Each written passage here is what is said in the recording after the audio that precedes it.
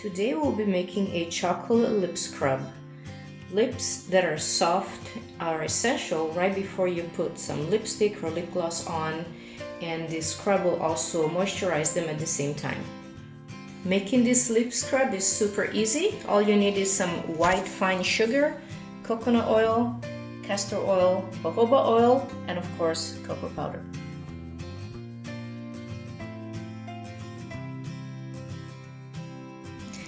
First, you're going to mix 4 ounces of white sugar with 2 teaspoons of cocoa powder. You can add some more cocoa powder if you'd like.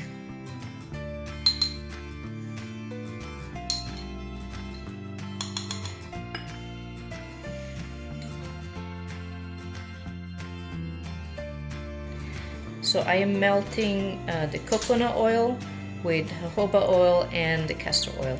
It'll take about 5 minutes to melt. Now that the coconut oil is melted and mixed in with the other 2 oils, we're going to add it to the sugar and the cocoa powder and just mix it in.